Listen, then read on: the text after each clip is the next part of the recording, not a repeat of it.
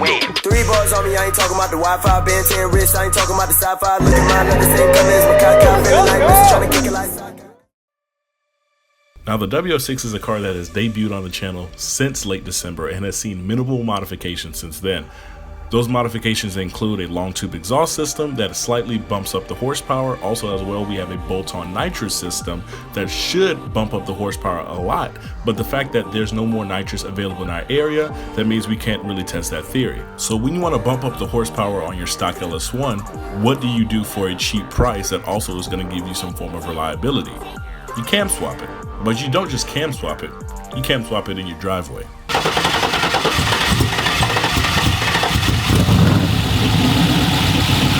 Since the cam swap, the car has seen 1,000 miles of reliable driving.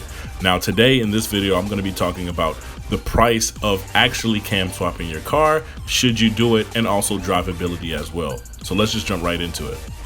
So let's go over the cost of the cam swap. Now, the first of all, what you're going to need is you're going to need a cam to cam swap your car. Now, especially what's popular now is to buy cam kits, which is going to be everything included to install it inside of your motor, and especially like all the necessary stuff like your valve springs, your push rods, your seals, for example. So I went with the Brian Tooley Stage 4 LS cam kit. That was $669. With that, you're going to get the Stage 4 cam itself. You're gonna get the valve springs, which are the 660 lift valve springs. I got them with the standard retainers, and you're gonna get the valve seals as well. Also, you're gonna get those 7.4-inch push rods. Now, you're gonna need smaller push rods if you have a decked heads, but my heads were just bone stock. So the fact is, I don't need to get any different size push rods. Now, the next thing I like to go over is the reassembly pieces. Now, these are going to be the things that you need before you get to like button the motor back up after you do the cam swap and actually start it back up again. So I went with LS7 lifters, LS2 timing chain, a gasket kit from Felpro, ARP crank bolt kit, especially because the stock crank bolt is torque to yield, so you're gonna actually need a new crank bolt. You can get a stock OEM version, but the best thing to do would be actually to get a ARP version. I got an oil pump O-ring, the lifter guides and trays, MLS head gaskets, and I got the head bolts themselves as well. All that together was $379, so that wasn't too bad just to button everything up back on the car. And the next thing I did as well, since my stock NOx sensors were both of them were blown out. I mean, that's a common problem with these cars, especially over age, those NOx sensors go out. I just completely deleted them altogether. I got a whole bunch of backlash from the forum pages on doing that, but there's a lot of guys that run boost and they don't even run NOx sensors. If you run cams, a lot of times you're gonna get a lot of false knock just to begin with. So some people, they'll delete the NOx sensors to make them unsensitive. I turned mine off. I didn't have NOx sensors working for the past year. So the fact is, I mean, it's not gonna be any bad thing that I've done, especially beforehand. Just pick good gas in it, you're gonna be perfectly fine.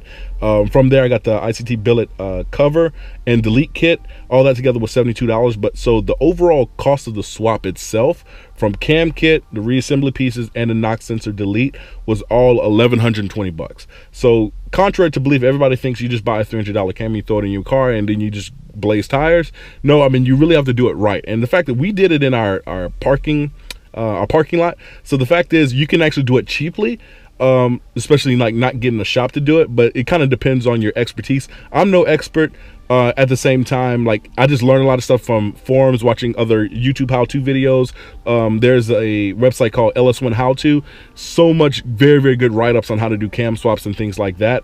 Especially if you just don't have the know-how or just don't have the time to do it, send it to a reputable shop. They'll get everything done, but there's going to be an extra charge on top of that for labor. But altogether, it costs us $1,120 to do the cam swap. And that's very, very cheap to technically add an extra 100 horsepower to your car.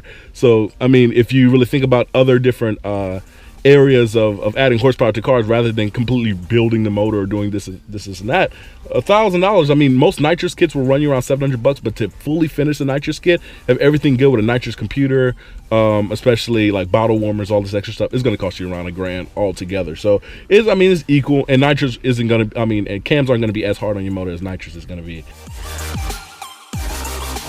Yeah, I'm probably just going to hit it at 35. Okay. Mark, set, go.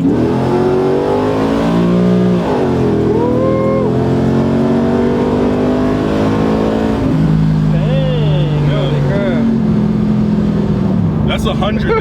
That's 100 that fast. Exactly. That's what I'm That shit saying. move, boy. The Like car it's is nothing. way faster than stock. That's the main thing about these cars is once you cam swap them, it's a big ass difference. It's not like you just throwing long tubes or tune on it. Long tubes and tune is still gonna make a good difference, but once you cam swap it, that's the big hardware part that people kind of scared of. But once you do it, I mean, it's all uphill from there. Now, drivability wise, I mean, I can cruise this thing on the highway, put it in overdrive, doesn't buck at all. So that's a main misconception. A lot of times with like cams, oh yeah, you're gonna start bucking everywhere. If your tuner knows what he's doing, it's not gonna buck as bad. There's other ways around it that he can do it. Especially like with this car, I have the stage 4 cam and a stock stall converter. It's like an 1800 stall, 2000 stall, whatever the stock F bodies came with. I can drive on the highway, no bucking. I can be in stop and go traffic, no bucking at all. It's just, I mean, it's ways that your tuner can actually move around that type of stuff. Now, if you have a manual car, you don't have to worry about that at all. I mean, you still got the clutch, you got 6-speed, man trans. Oh, autos are gay, okay, whatever. But at the same time, I mean, I can still daily drive this car. I put 1,000 miles on this car since me and Andre built it, and it's been perfectly reliable, perfectly fine. It's never like stopped running on me, stalled on me, not once.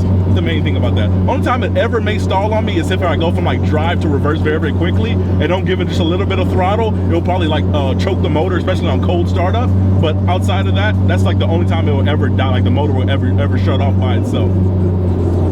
So I mean, cam swapping a car, that's really something that if you guys want the next step above like long tubes and intake things like that, you want some way more power, go with cams, man. That's like the best thing to go after. You just gotta send it, go stage 4, go with the biggest cam you can find. That's the main thing about that. So this is basically the send off of the TA. So I mean, as it sits, the cam swap is officially done. It's tuned, we've done test hits, we've done racing. So as it sits with 1,000 miles on the swap, it is meant. I totally recommend it. I totally recommend cam swapping your F-body LS1, either it's a C5 LS1, Camaro, or Firebird Trans Am LS1. So that's Turbo's Garage. Hit us up. If you have any questions, always throw it in the comments below. Any ideas, what you guys want to see next, throw it in the comments below. Peace.